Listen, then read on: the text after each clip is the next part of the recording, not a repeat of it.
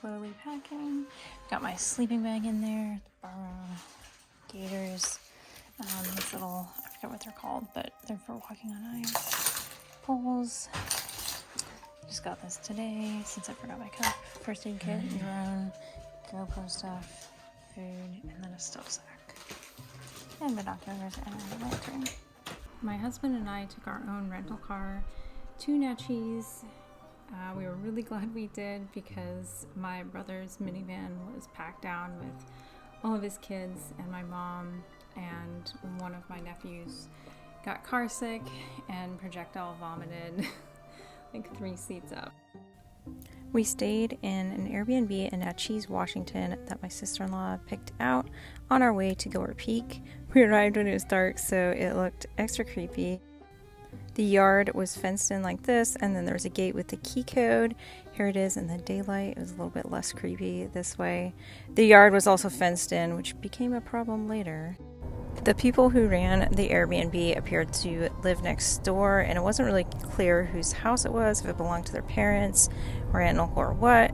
Here is the entryway. This was obviously added on. It's a nice little thing. My grandma used to have one of these. Shell collection and kerosene lamp collection. It appeared that they just left everything here.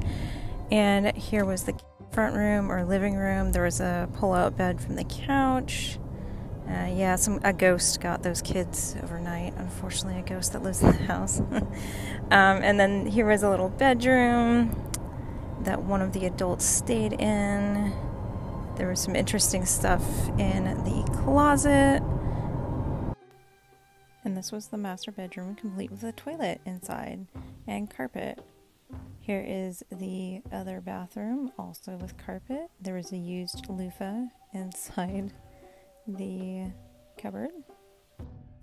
Nice little powder room area, and there was a bathtub and a stand-up shower, which is nice, except for the fact that it had black mildew in it. And then a DIY sink thing. And then a bunch of hotel soaps in a homemade little thingy, which was kind of cute, but no thanks on the hotel soap. There's some stuff in the little cupboard. And then there was a vacuum closet with some used Ugg boots, which I guess is less gross. Oh, the lady who used to live there belonged to the Red Hat Society. Oh yeah, and this sticker, love people, cook them, good food. We joked that it was just love people, cook them. Kitchen was definitely 70s meets 1800s. Oh, the door handle broke off when my husband opened it later. There were some half-used condiments and some half-used wine bottle, which we declined to drink. It's a neat little stove.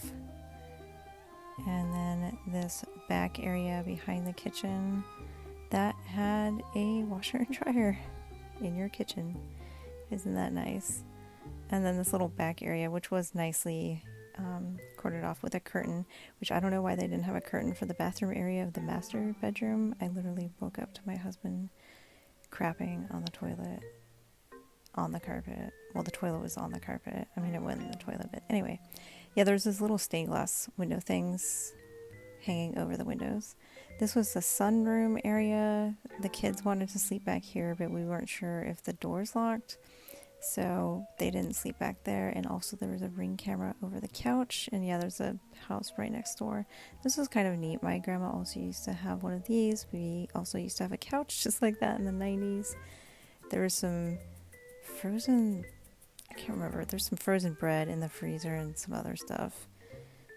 Very Midwestern. My mom always freezes her bread too. And yeah,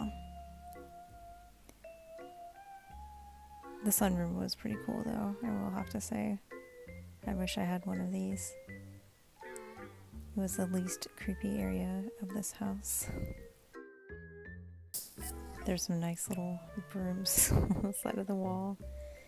Back into the kitchen area here.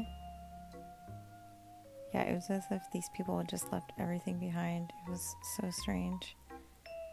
Oh yeah, and every lamp had its own light switch to be able to work, which was not spelled out to us at all, so that was kind of frustrating.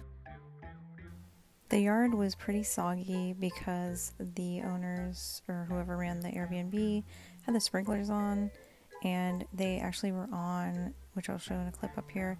They came on automatically at like 8 a.m. as we were leaving, so we couldn't get out. I had to chuck my luggage over the fence and then had to go around the back of the house.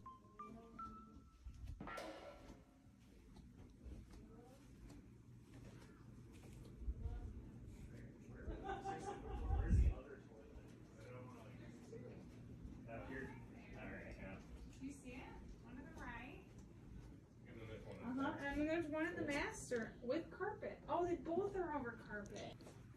Wow. Whoa, look at this toilet. Oh, there's the toilet. Oh, That's right next to the... There's the bed. Also, Oh, it's probably an old vent, maybe? Can't get to the car because the sprinkler.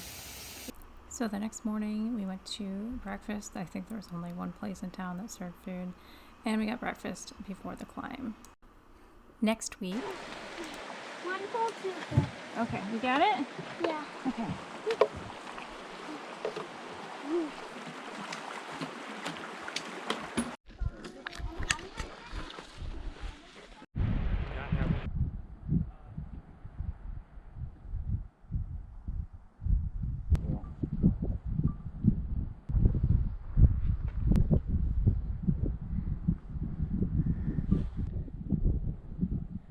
welcome to Gilbert Peak, 8201.